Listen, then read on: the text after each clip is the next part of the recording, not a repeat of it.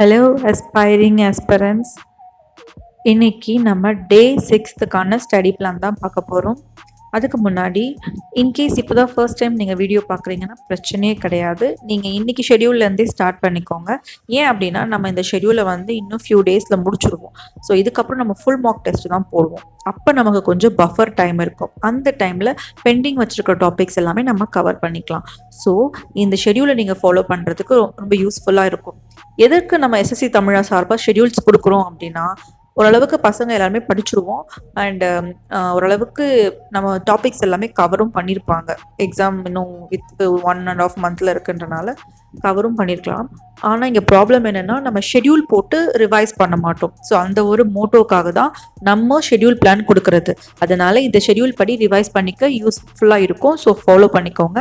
அதே போல் நம்ம வந்து சனிக்கிழமை டவுட் கிளியரிங் செஷன்ஸ் எல்லா ஃபேக்கல்ட்டியும் ஜாயின் பண்ணி 1-on-1 டவுட் கிளியரிங் செஷன்ஸ் மாதிரி கூகுள் மீட்டில் பிளான் பண்ணியிருக்கோம். அதனால் அதோடைய லிங்க் வந்து நம்ம டெலிகிராம் சேனலில் கொடுப்போம். அதனால் ஃபர்ஸ்ட் கமெண்ட்டில் பின் பண்ணியிருப்போம். இல்லைன்னா நம்ம சேனலோடைய பயோவில் இருக்கும். அதை கிளிக் பண்ணி நீங்கள் டெலிகிராம் சேனலில் ஜாயின் பண்ணிக்கோங்க. ஸோ அப்போ தான் உங்களுக்கு அந்த 1-on-1 செஷனில் ஜாயின் பண்ணுறதுக்கு ரொம்ப யூஸ்ஃபுல்லாக இருக்கும். அப்படி இல்லைனாலும் ஃபர்தர் அப்டேட்ஸ்க்கு ரொம்ப யூஸ்ஃபுல்லாக இருக்கும். சரிங்களா? ஸோ இப்போ நம்ம ஸ்டடி பிளான்குள்ளே போகலாம்.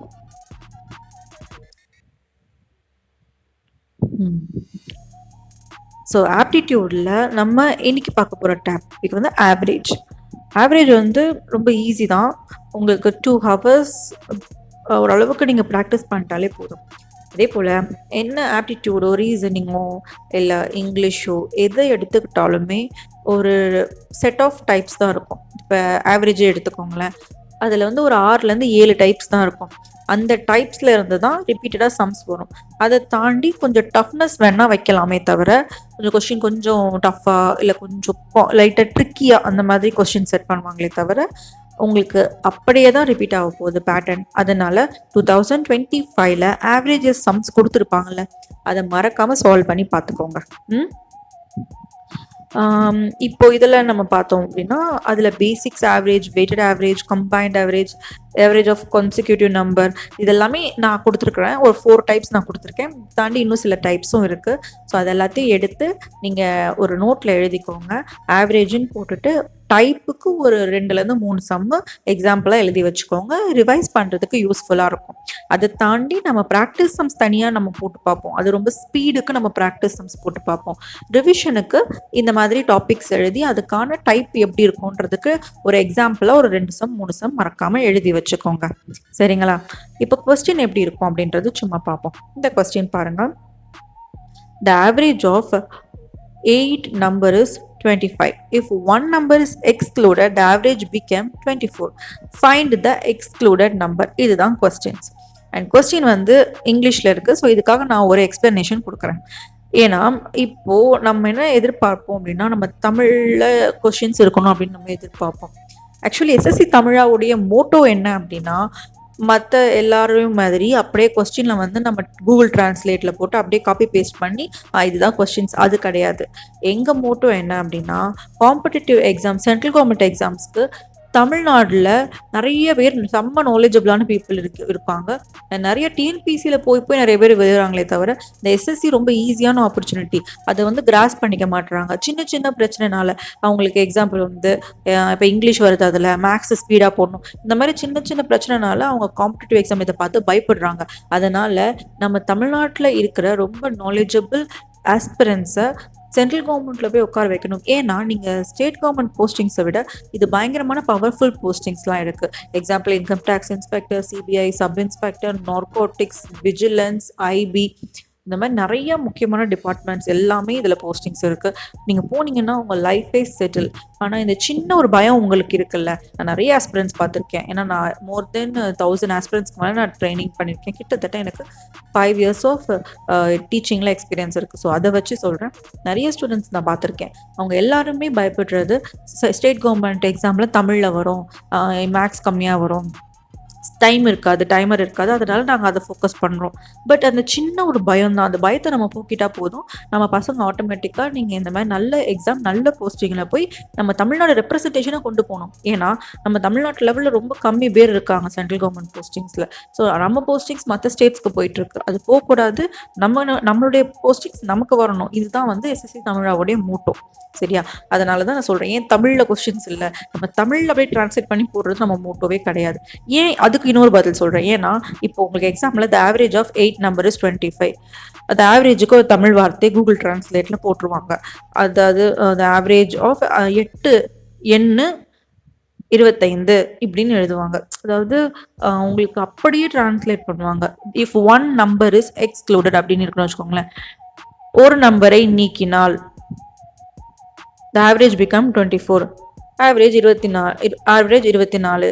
அதாவது ஆவரேஜ் 24 ஆக மாறும். இப்படி கொடுக்க மாட்டாங்க. நம்ம தமிழ் அப்படியே நம்ம டிரான்ஸ்லேட் பண்ணுவோம்ல, அப்படி இருக்காது. ஆவரேஜுக்கான தமிழ் வார்த்தை என்னவோ போட்டுட்டு 25. The average 25. Find the excluded number. Excluded நம்பரை காண்க. அதில் வந்து நீக்கப்பட்ட நம்பரை காண்க இப்படிலாம் கொடுக்க மாட்டாங்க. இதை அப்படி டிரான்ஸ்லேட் பண்ணுவாங்க. கண்டுபிடிங்கள் நீக்கப்பட்ட நம்பர், நீக்கப்பட்ட எண். கண்டுபிடிங்க நீக்கப்பட்ட எண். இந்த மாதிரி உங்களுக்கு ரொம்ப காம்ப்ளிகேட்டடாக அந்த தமிழே வந்து நம்ம பேசுகிற மாதிரியோ நம்ம பழகிற மாதிரியோ வராது. ஏன்னா கொஸ்டின்ஸ் வந்து இங்கிலீஷில் தான் எடுப்பாங்க. ஜஸ்ட்டு அதில் வந்து உங்களுக்கு ஒரு டிரான்ஸ்லேட்டர் மாதிரி தான் டிரான்ஸ்லேட் பண்ணி கொஸ்டின்ஸ் போடுவாங்க. அதனால ஹைலி நம்ம வந்து இதில் டிபெண்ட் இல்லாமல் இருக்கிறது நல்லது. அதனால் கொஸ்டின்ஸ் படிக்க பழகிக்கோங்க. சரி, இப்போ இந்த சம்முக்கு 8 அதாவது ஆவரேஜ் ஆஃப் 8 நம்பர் இஸ் 25 கொடுத்துட்டாங்க. அப்படின்னா என்ன அர்த்தம்? ஒரு 8 நம்பர் இருக்குது, அதுக்கு வந்து ஒரு ஆவரேஜ் வந்து 25. இது வந்து நமக்கு ஞாபகம் இருக்கா? டீச்சர் அண்ட் ஸ்டூடெண்ட்ஸை வச்சு இந்த மாதிரி சம் வரும். அப்புறம் வெயிட்டை வச்சு வரும். இந்த மாதிரி லிஃப்ட்டில் வந்து ஒரு வெயிட் போகுது, இந்த மாதிரி லிஃப்ட்டில் வரும். நார்மலாக வந்து வெயிட் போடுறாங்கன்னு வரும். இந்த மாதிரிலாம் இந்த சம் வரும். ஸோ அதுதான் ஜென்ரலாக கொடுத்துருக்கு. அப்போ 8 × 25 நான் போட்டேன்னா ஓவரால் 200 நம்பர்னு கிடச்சிருது. 200 அந்த குவான்டிட்டி ஓவரால். இப்போ ஒரு நம்பர் வந்து எக்ஸ்க்ளூட் ஆகிடுச்சு, ஆனால் அது என்ன நம்பர் நமக்கு தெரியல. ஆனால் அந்த நம்பர் வெளியே போனோடனே ஒரு ஆவரேஜ் 24 ஆகிடுது. அப்போ ஒன்று போயிடுச்சுன்னா, அப்போ 8ல் 1 போயிடுச்சுன்னா 7. இப்போ 24 × 7 போட்டு 168 எடுத்து வச்சுக்கிறோம். இது ரெண்டுத்தையும் நம்ம மைனஸ் பண்ணுறது மூலமாக எந்த நம்பர் விட்டு போச்சுன்னு கண்டுபிடிச்சிடுறோம். அது 32. புரியுதுங்களா? இப்போ இதுவே இந்த சம் பார்ப்போம். இது வந்து average ages of 20 students is 18. இதான் நான் சொன்னேன், ஸ்டூடெண்ட்ஸ் அண்ட் டீச்சர்ஸ்.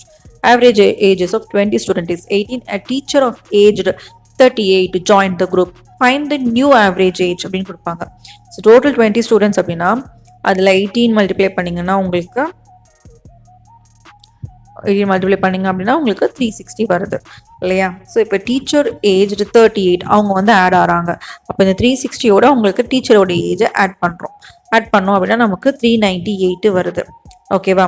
ஸோ இப்போ நியூ குரூப் டீச்சர் ஆட் ஆனோன்னு 21 பேராக மாறுறாங்களா? இந்த 20 பேர் 21 பேராக மாறுறாங்க. இப்போது நம்ம என்ன பண்ணுறோம்? மொத்தம் இப்போ என்ன ஆவரேஜ் தானே கேட்குறாங்க. ஸோ அதனால் கண்டுபிடிச்ச வேல்யூ டிவைடட் பை புதுசாக கண்டுபிடிச்ச குரூப் ஆஃப் மெம்பர்ஸ், இவங்க 2 பேரையும் டிவைட் பண்ணும்போது நமக்கு தனிப்பட்டு என்ன ஆவரேஜ் கிடைக்குது அப்படின்றது கிடைக்குது. So 18.5 is the answer. சரிங்களா? ஸோ இந்த மாதிரி தான் கேட்பாங்க.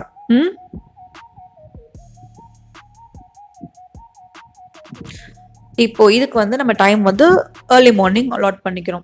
ஸோ முன்னாடி நான் டைமர் கொடுத்துட்டு இருந்தேன். ஸோ டைமர் வந்து உங்களை ரொம்ப ஸ்ட்ரெஸ் பண்ணுன்றனால நான் டைமர் கொடுக்கல. ஏர்லி மார்னிங் 6 to 9 o'clock வரைக்கும் நான் ஆப்சன்னு கொடுத்துருப்பேன். ஸோ இது உங்கள் லீஷர் டைம் எடுத்துக்கோங்க. Some people 7 o'clock, some people 8 o'clock படிக்க உட்காருவீங்க. ஆனால் மைண்டில் வச்சுக்கோங்க, ஆப்டிடியூடுக்கு ஒரு 2 மணி நேரம் ஸ்பெண்ட் பண்ணுறோம் for preparation plus practice sums. அவ்வளோதான். அதை தாண்டி ரொம்ப நேரம் உட்காரக்கூடாது. ஏன்னா ஆவரேஜ் ரொம்ப ஈஸியான டாபிக். 2 மணி நேரம் வந்து உங்களுக்கு ரிவிஷன் பண்ணுறதுக்கு எனஃபாக இருக்கும். அடுத்து ரீசனிங்கில் பிளட் ரிலேஷன். அதே மாதிரி தான் பிளட் ரிலேஷன் வரும்போது அதுலேயும் சில டைப்ஸ் இருக்கும். நான் எக்ஸாம்பிள் சொல்கிறேன் பாருங்கள்.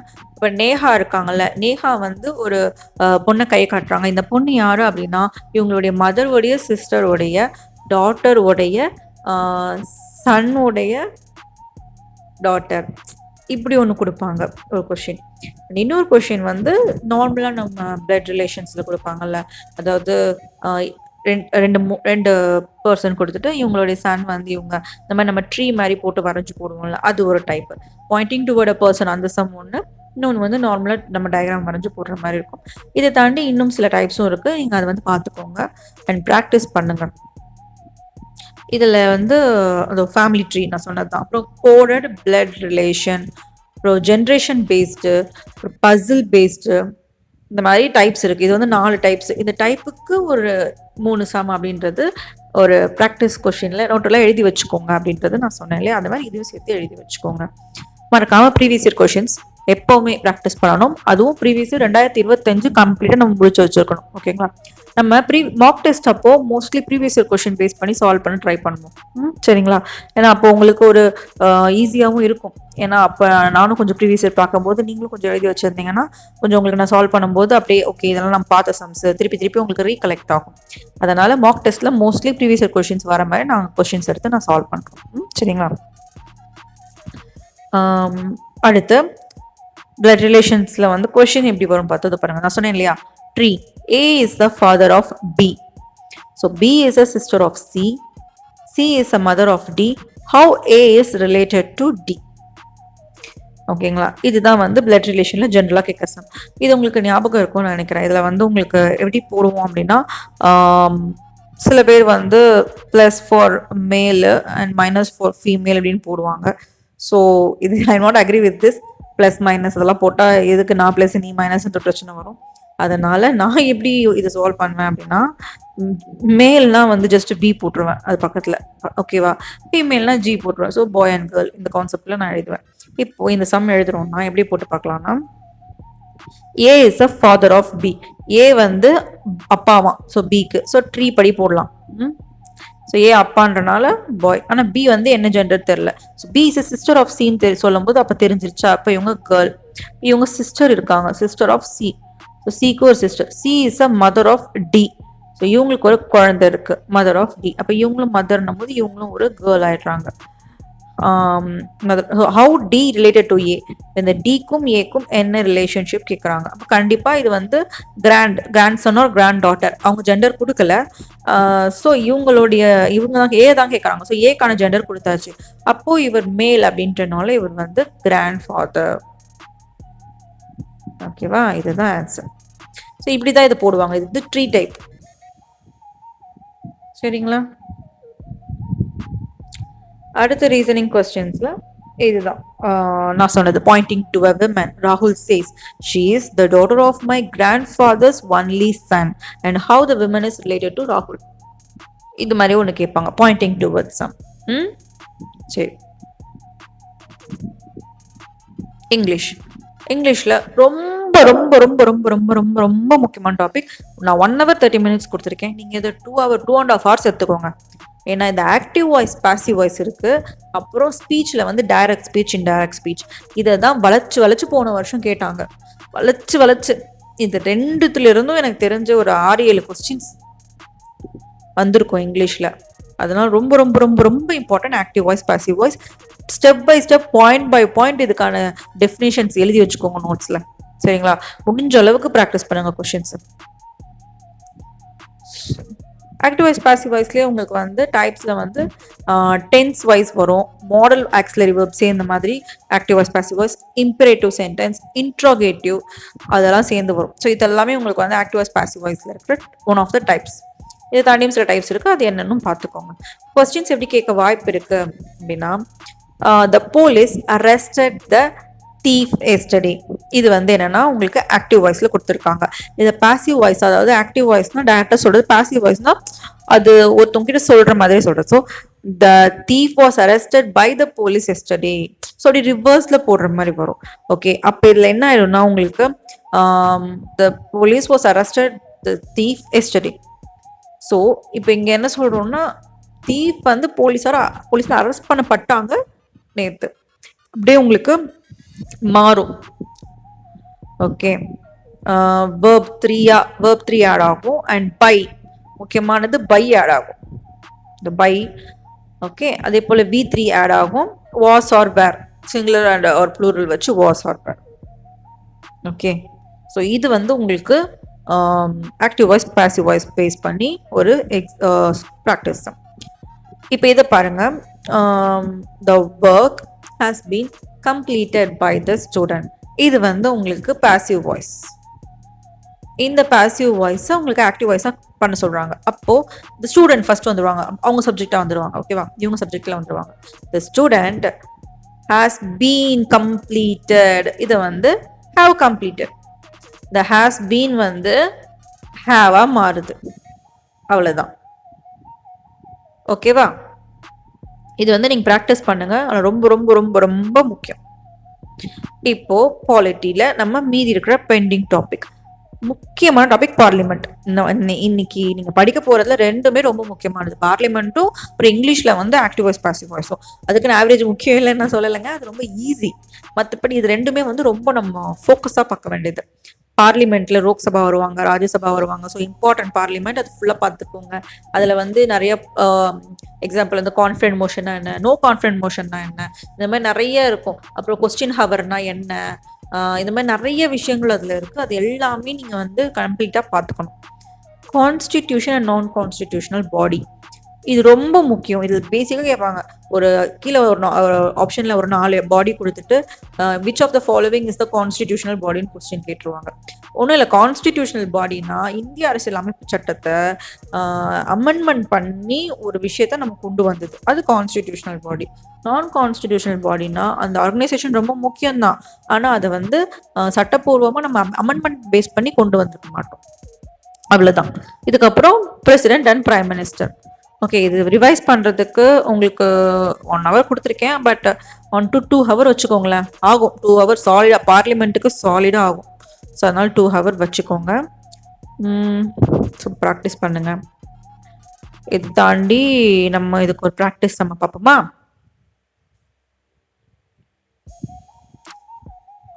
இது ரொம்ப easy. Who is the ex officio chairman of Rajya Sabha? ராஜ்யசபாவுடைய சேர்மன் வைஸ் பிரசிடென்ட். ஓகே, அவர் சேர்மனாகவும் இருப்பார், வைஸ் பிரசிடென்ட்டாகவும் இருப்பார். சம்டைம் பிரசிடென்ட் வந்து இல்லை, அந்த போஸ்டிங் வேக்யூம் ஆச்சுன்னா இவர் தான் ஆக்டிங் பிரசிடென்ட்டாகவும் இருப்பார். ஓகே,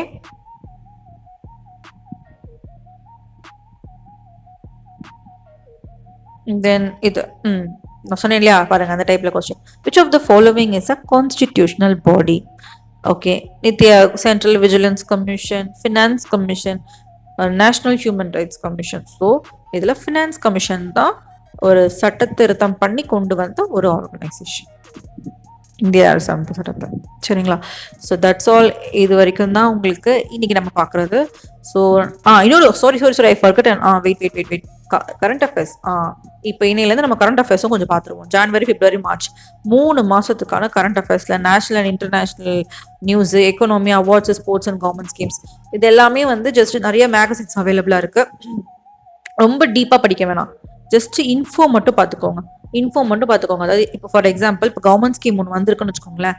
அந்த ஸ்கீம் ஒன்று இருக்குல்ல, அந்த ஸ்கீமு என்ன மினிஸ்ட்ரிக்கு கீழே வருது, அந்த ஸ்கீமோடைய விஷயம் தான் என்ன, அது யாருக்கு, இப்போ அக்ரிகல்ச்சர் பேஸ் பண்ணி வந்திருக்குன்னா அது என்ன மினிஸ்ட்ரி கீழே வருது, அண்ட் அந்த யாருக்கு பெனிஃபிஷியரி, அண்ட் என்ன அளவுக்கு ஃபண்ட் அலாட் பண்ணியிருக்காங்க, இந்த மாதிரி பேசிக்காக ஒரு 2 லைன் 3 லைன் அந்த ஸ்கீம் பற்றி பார்த்துக்கோங்க.